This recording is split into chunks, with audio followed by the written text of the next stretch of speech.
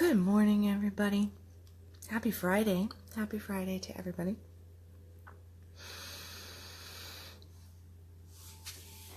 I can't seem to make up my mind if I'm hot or if I'm cold this morning. I'm like, I'm cold. I'm hot. I'm cold. I'm hot. If you see me taking off for a blanket or a sweatshirt, it's because I really am cold, probably. I don't know.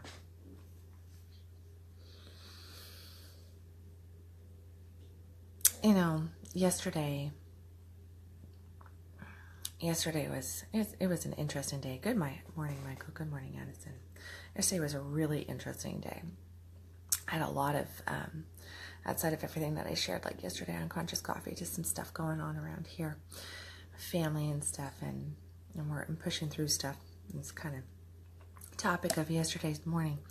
But then, as I move through the day, I always write out my list of things that I need to get done for the week, and then my list of things that I do daily, I write out the night before my day starts so that I have a small task list, and I try to keep it to like 5 or 6 things so I can be the most productive that I can possibly be. So I try to make sure that, I don't overdo it. If you have a list of like 15 things that you need to get done, you kind of get scattered and you lose your passion for the day. You lose that exhilaration that you can have for the day. I love tackling things. I love seeing results. I'm a very results-oriented person. But, so making the small list. And then as I went through the day, one of the things, I spend maybe an hour and a half a day working on emails and trying not to overdo that part, because emails can eat up so much of our time. Oh my goodness, if you realize, like, every time we go and we check our phones, I'm like, oh, I have an email from so-and-so. If you are in business for yourself, or if you are somebody who is, just like an executive at work or something, try to limit your emails to like an hour and a half a day. But just so that it's good time management. And it's just like writing down tasks on the front side the night before is a good time management and gets you the most productive. But all this productivity that I'm talking about is like productivity. I'm a results person. We all want to see results. Les Brown, I'm a big fan of Les Brown. I used to read and listen to a lot of Les Brown stuff, and I don't know if you know who Les Brown is. Doesn't much matter. He's a fantastic self-help person. I do encourage you to look up his name, read some of his books, listen to him. He'll have you cracking up. He's a funny guy, but he really packs a great punch. Fantastic baseball bat, as I like to call him. He has this statement of reasons or results, And I've always had that in my mind since I was maybe like 22, because that's, I think, when I found Les Brown, was about 22, 23. And he would always be preaching about reasons or results. So basically, we're either giving out reasons as to why things aren't happening, or we're producing the results. It's kind of like that movie back in the 90s, Tom. Oh my goodness. What's his name? I can't think of his name. Can see his face, but I can't think of his name. That figures, right?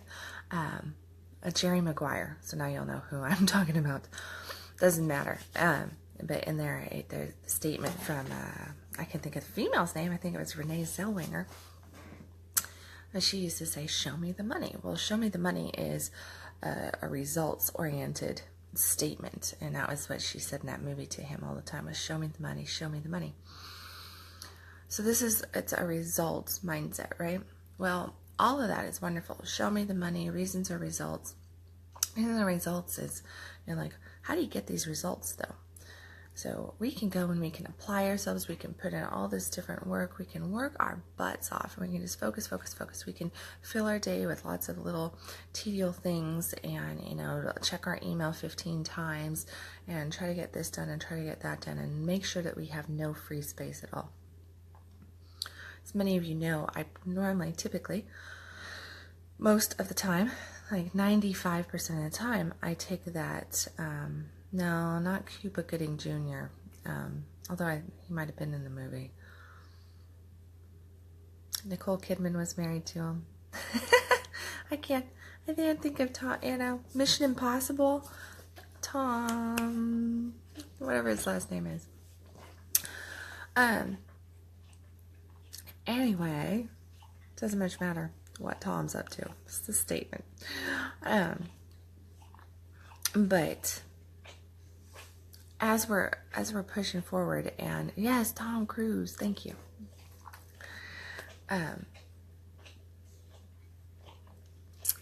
As we're pushing forward and we're trying to get all this stuff done, we really eat up a lot of time.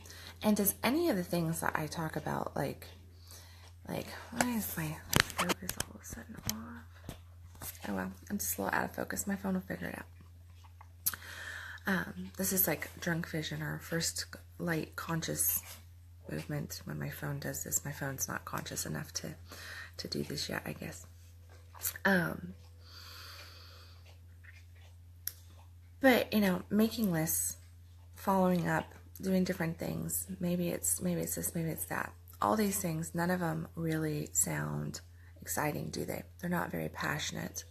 They're not full of desire or anything. I mean, how fun is it to sit around and make one of your last projects of the day and be your to-do list for tomorrow? It's not a very like, oh, I'm looking so forward to making that list. And then you look at some of the other things that we have to do these different things because we do live in a world that is very results oriented, and we have to, you know, focus in and get our shit done.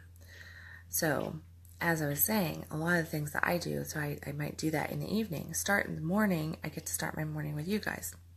On most mornings, I start my morning right here after my gratitude prayer, and then I spend the next couple hours, almost about 2 hours in general, for the most part, sometimes a little bit more depending on the day.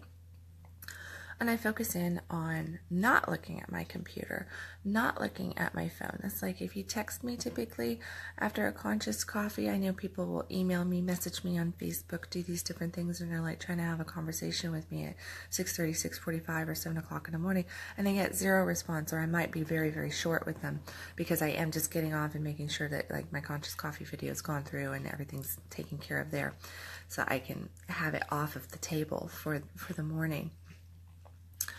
But I'm off, and I basically just throw my phone back on the charger and go do whatever I need to do, or plug in my, you know, if I am with my phone, then that probably means that I'm listening to some inspirational, educational book or series that I'm working through. I'm doing these different things that ignite me, that take care of me in the morning, because that gives me that whole front push for the rest of the day, so that I have that energy, that creative flow. I feel centered, I feel connected.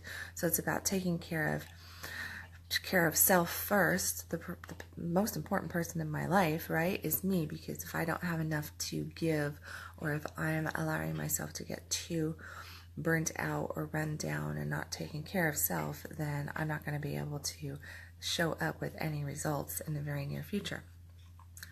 Also, by doing this self-care stuff in the morning, whatever that self-care might look like, like I said, it ignites, okay? These things ignite us. And another idea about igniting is passion.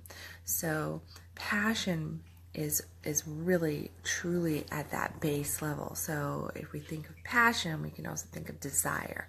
And I love the word desire. A lot of people go, ooh, desire, and instantly people start thinking about all these desires. You're lusting after things. Sometimes, yes, that can be the case. This is not about the desires that we're lusting over. I'm not going to go down that path right now. This is about the desires of our heart, the desires of our soul, the things that we really are in some way aligned to, that are out there and want to bless our lives, but we just need to line up, get our vibration up so that we can meet it and call it into our life. So that is, you know, everywhere from, maybe you're calling in a relationship, maybe you're calling in better health, maybe you're calling in a better financial picture. It doesn't much matter, even if, you know, even if it's like a trip or a car or a house or a new pair of shoes. I don't care what the desire is. If it's something that really is in alignment to you, then that is a healthy desire. And it's not lust-based. You got to learn the difference, though, between lust and desire, which can be a whole nother topic. But passion persuades us to do the things that we want, that we need to do. Do those things with more enthusiasm, such as make that to-do list in the evening that I was talking about, right? So if we have no passion, no desire for our life, then it's really, everything becomes work related. It's just, I have to do this. I mean, how many times do you catch yourself saying, I have to do this. I have to go to the office. I have to drive this distance. I have to go grocery shopping. I have to pay this bill. I have to finish this proposal. I have to work out.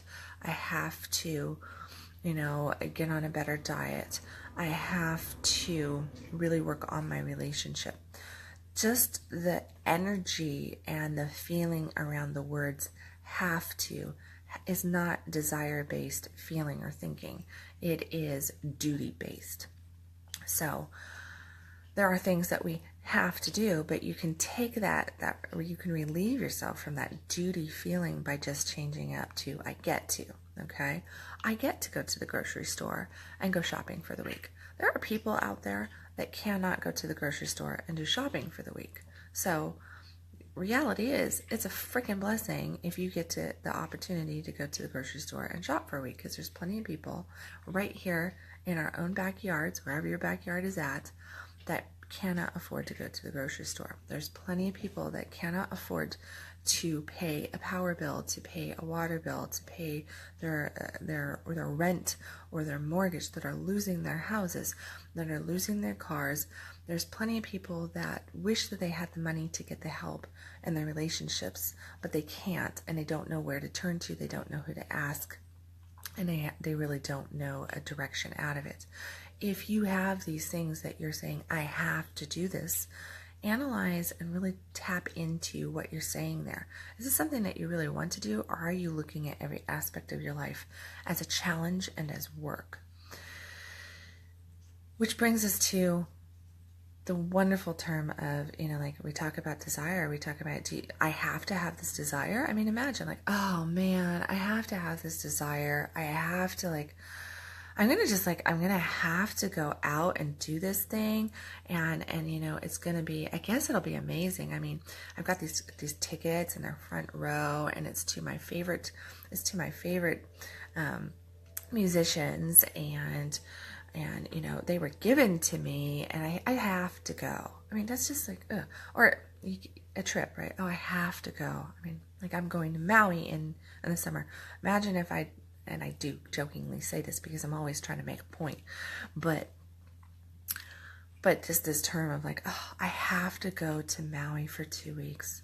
It's going to be miserable. Now, granted, everybody probably knows that I'm joking around about that I'm being sarcastic, because my tone is not even being real.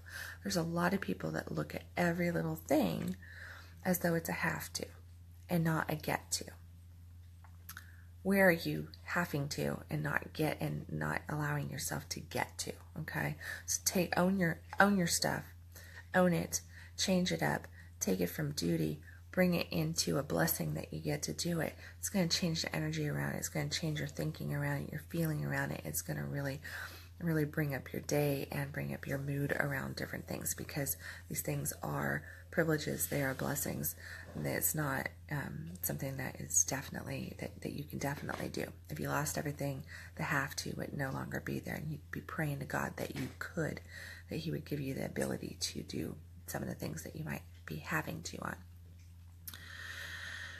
So desire is all about seed planting. When we have a desire, we are planting seeds. It's desire creates new opportunity to form in our life. It creates, it focuses in on energy and calling in. Think of it as little rockets that we send out that's telling God what we want in our life, what we're wanting to be aligned to. Let's see, I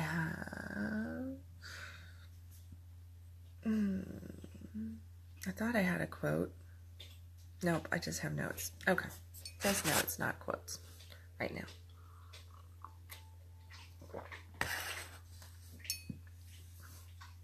Oh, there it is. A strong passion for any object will ensure for the desire of the end will point out the means. A strong passion for any object will ensure success, for the desire of the end will point out the means. Our desires open up doorways to the means to create them, is what that's basically saying. So if you have no idea how you're going to get to something, how you're going to have it, because we can get some pretty interesting desires out there, some hellacious desires, and sometimes it just seems impossible that we're ever going to achieve these desires. A lot of that comes back to doing the internal work, the self-talk that you might be having around it, the thoughts, the feelings, how you're restricting it from coming into your life, you're holding it back, you're pushing it away from focusing in on not having it. But when we send out that desire, at least initially we start to look for the opportunity as to how we can get it to happen. And we start to look for those doorways, which is a really great thing, right? Without that desire, the doorways are never going to present themselves. If they do present themselves, we typically miss the boat. We don't see the door. We don't see the opportunity that is forming in front of us because we don't really have great desires. Or we might have no desires. A lot of people say, oh, I don't really have any desires. And it's because we have so much shame around the word desire. We think, oh, we can't have a desire. That's being selfish. That's being self-centered. This is not good. Time to get a little bit selfish and have your desires. With, every time you have this desire, though, typically what's the world going to tell you? The world's going to say, okay, that's really nice that you have that desire, that you're really passionate. I can see that you're really excited about this. But let's be real here. I don't want you to get out of balance, out of whack. I want you to think about things logically. Let's take this step by step. Let's look at exactly where you're going. Have you looked at this? Have you considered that? Do you have a plan? Do you have a plan? I love that statement. Do you have a plan? Everyone who knows me is like, yeah, she typically doesn't have a plan. My plan is, I set it in stone a few years ago, and it's just manifesting as I go.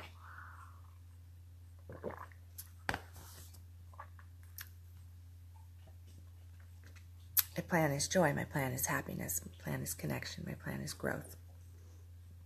Do you have a plan?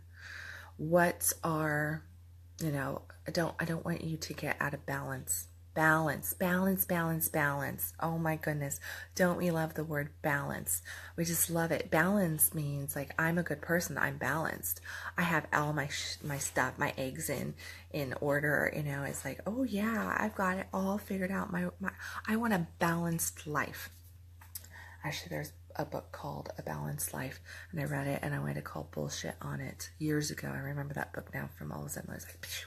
If you ever read the book A Balanced Life, it's a Christian book, which I remember the author being really, really great, and it had some great points in there, but the whole concept behind a balanced life and trying to balance out your life made me want to gag then, and I probably want to gag even more now.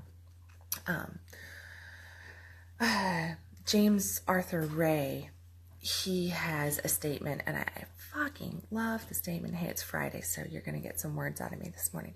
So James Arthur Ray, he has a statement, and it is, balance is bullshit. Balance is bullshit. And I'm like, oh yeah, that is man after my own heart. Balance is bullshit. Love that statement because it is so accurate. Let's think about this. Like, when in your life ever have you felt balanced? Have you had balance in your life? Where the F have you ever, I'm going to try to tame it down just a little bit. Where the F have you ever felt totally balanced? Now we might go, I just want to be balanced because balance sounds like peace. Balance sounds like it should feel good, right? So when we hold this position, we're balanced. The table is balanced. The chair is balanced. You balance this. It means that everything is just like nothing. You're not rocking the boat. A balanced life and being balanced inside is just not rocking the boat. It's not rattling your cage. It is just Well, you know, a good meditation should then be one of the most balancing experiences. When you really, really just tap in, let go, completely just let go of everything. And you go into this space where you can really feel your emotions, feel your heart. You feel so centered. Centered is different than balanced. Note here.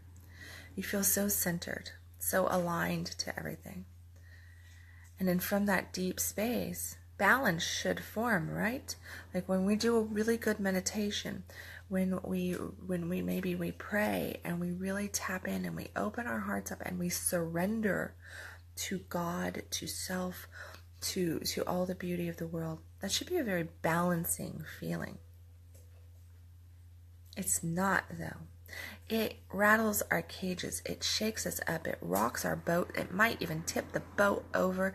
It may make it seem like a freaking tsunami going off inside of our being, and then stuff just starts to what? We get into these spaces and our world transforms. Transforms is another one of those words that we go, ooh, that sounds pretty. Transformation, like a butterfly. All right, transformation hurts. It hurts. It's not fun. It has a lot, you're sure to hell not balanced. You're discovering all these different things, but transformation comes from rattling the cage, from shaking things up, from rocking your boat, from rocking the boat of your life. People around you are going to look at you like you're crazy. They're going to go, oh my gosh, what's going on with him or her? Blah, blah, blah, blah, blah. All this different stuff is going to happen. You will not ever have any of the desires that you want form if you do not apply passion. If you are focused on, let's just be balanced and think about this. Let's not rattle the cage. Let's not shake the boat. Let's be logical. Let's do this. That's all lukewarm, bleh, bleh, lukewarm, indifferent thinking and feeling. It is only going to lead you to failure. That's all it's going to do. If you can't take that plunge, if you can't jump off that cliff at some point and just experience a little bit of that, I refer to it a lot as what the heck is it now? All of a sudden, I'm obviously having an issue with words this morning. Oh, all right, skip that point. So, point back to that lukewarm. Balance is a lukewarm feeling, and that's what I want you to get here, is that balance is truly this lukewarm feeling. Does lukewarm ever, if you just keep your water at lukewarm, are you ever going to be able to cook the pasta? Are you ever what's going to happen? Like if you're supposed to put the pasta in the pot once the water is a rolling boil. If you put the pasta in the pot when it is lukewarm, you're going to end up with mush because too much starch is going to end up going out into the water and it's going to end up that milky color. The pasta is going to get ruined. It's going to be tacky. If you try to eat it, it's going to start to taste like some really piss poor baby food. It's just not good at all. So you're going to ruin the whole dish if you keep your water at lukewarm. You're not really going to be able to cook anything. You're not going to be able to create what you're wanting, okay? So the only way to get that water to boil, you could look at it as popcorn too, right? Are you ever going to do you remember or like camping, maybe you do this camping. I remember it from childhood because I remember my parents' microwaves didn't exist. And, so back when microwaves didn't exist, I actually remember my dad getting my mom this microwave. I think it was like 5, maybe. It was this humongous thing. It was like the size of size of the house almost. It was gigantic. But for the most part, if I wanted popcorn or if we had popcorn in the house, we didn't have microwave popcorn. And my mom didn't have one of those air poppers. She would actually put the popcorn in a pan and she would, with a little bit of oil, and then she would just shake it. Now you can buy those like silver things for camping or whatever, and they have that, and you see them pop up, the great big silver things as the popcorn starts popping so it doesn't go all over the place. I remember she would do that. How are you ever going to pop popcorn on a lukewarm stove? You're never going to get the heat underneath it to actually get the kernels to pop.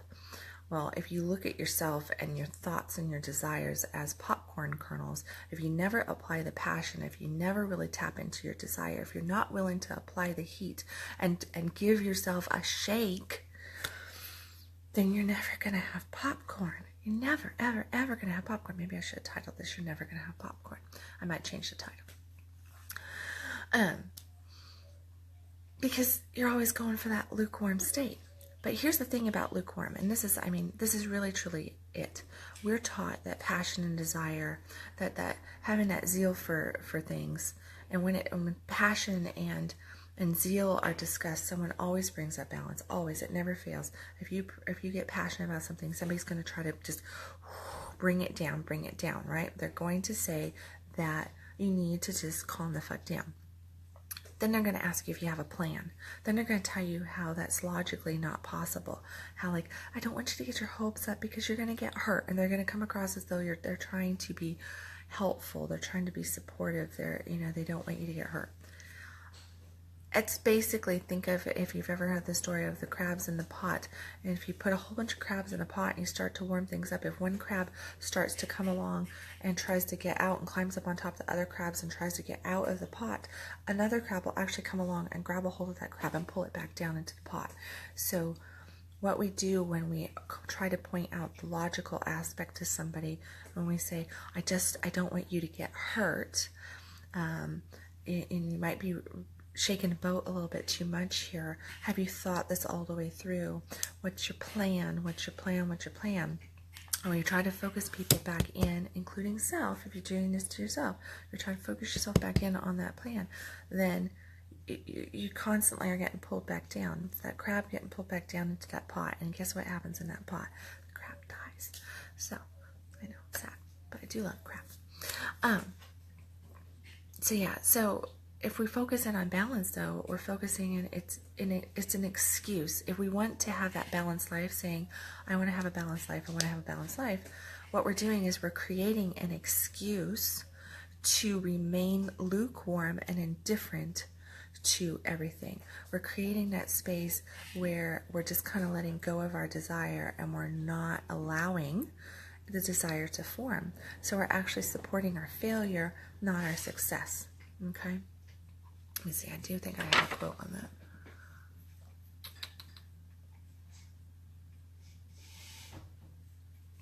Yes, Proverbs. I love Proverbs. If anybody's ever curious, Proverbs, all this, because I do a lot of attraction, A Course in Miracles talk, and then I also pull biblical teachings in and Buddhist teachings in around those principles. And Proverbs across the board, if you want to get the more of a biblical version of law of attraction stuff, Proverbs is the book for you, because Proverbs teaches all of the basis of law of attraction in it. So, above all else, guard your affections, for they influence everything else in your life. Proverbs chapter 4, verse 23. William James said, perhaps the greatest discovery of this century is that if you change your attitude, you can change your life. So, remember that indifference, lukewarmness, being neutral to a situation, not having an opinion, just, yeah, it's all good. Yeah, just not having an opinion. Those are all always, capital letters here, okay, always. See a flashing light, okay, I'm not going to go in and do the editing. See a flashing light, realize that this is capital letters, always are attached to failure, okay? Indifference and lukewarmness are always attached to failure. If you're being neutral, if you're not having an opinion, if you're not willing to rock that boat, if you're not willing to rattle that cage, if you're not willing to give yourself a shake, then you are attaching things to, you're basically saying, failure is my new roommate, okay? Failure is my new roommate, and I'm okay with it because I'm choosing balance. I'm choosing balance, so in that case, don't fucking bitch about not getting what you want in your life. You got no room because you opted for lukewarm and failure. You opted for balance. So, as James Ray says balance is bullshit. I always say harmony is better. If you look at it, what are we ultimately saying? We're looking for a harmonious life. Harmonious life means that, we all have multiple plates spinning, and sometimes one plate will have a whole bunch of crap going on in it, and it brings us out of, good morning, Angie, it brings us out of balance is what we call it, but it brings us out of harmony, because for a moment, or however long we choose to let it take over our energy, our emotion in a negative, when something gets out of harmony with us, we have to apply attention to it to bring it back into harmony. But we have, like if you have 10 plates spinning, or if you have 9 plates spinning, since 9 is an odd number, we'll use that. If you have 9 plates spinning, then you're not necessarily going to be balanced. Maybe you're in a point in your life, this season of your life, where your family is priority, or maybe you're in a season of your life where getting on top of your financial picture is priority, or maybe your health is priority, or your work is priority. Maybe you're in a point of life where you have the time, the space, the energy, the resources to really apply focus in all these areas, and you're just in a total blissed out state very naturally. Realize, number one, that you can be a blissed out state even if you feel like your world is not being harmonious. But we're not going to touch on that today, because we're focusing in on passion, zeal, and balance. And that balance is bullshit. So anytime you get into that, realize that you're not going to be balanced. Your focus is going to be on whatever your focus needs to be on. You can try to change it, but it's going to cause frustration inside yourself. You're going to become more irritable. You're just going to feel out of alignment, and that feeling of being out of alignment, which is different than being balanced, is going to cause you a lot of stress. It's going to cause you a lot of stress. So get right with number one, that life is not about balance. It's about being harmonious. If you feel like you're out of harmony with stuff, focus in on your thoughts, focus in on your feelings, and look to where you might be trying to apply your attention to something that is not where your season of life is at, but that you're actually trying to focus in on maybe, I'm trying to fit into the picture. So, sometimes, unfortunately, we're not here to make everybody else happy. We're only here to make ourselves happy. And that means that we're going to piss a lot of people off on the way, where people are not going to understand us. Everybody's going to want what they want for themselves, because we're all selfish bastards. We really are. We really are very, very selfish. And that's okay. The difference is that you have to just admit it and do it for the right reasons.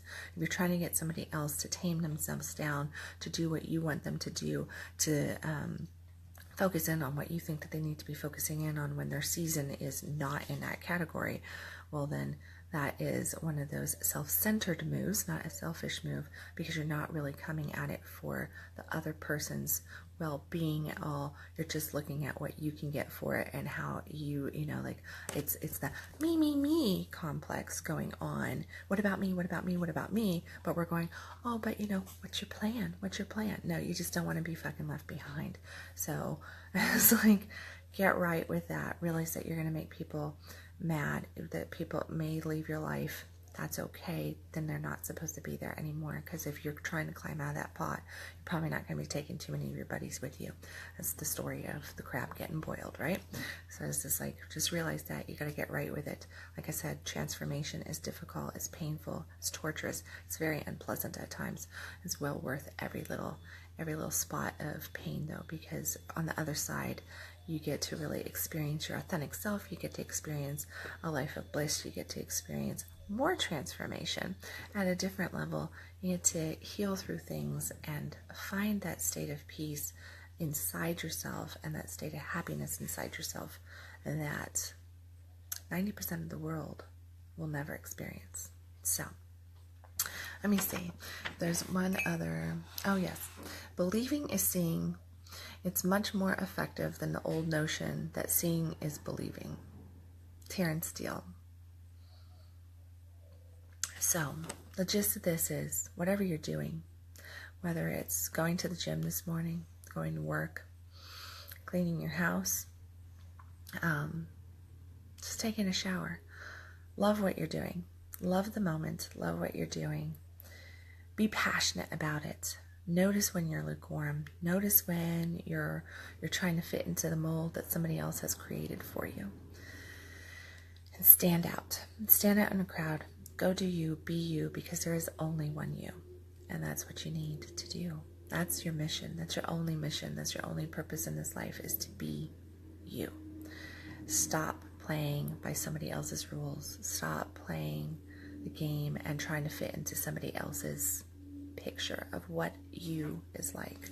Respect your seasons. Get good with harmony.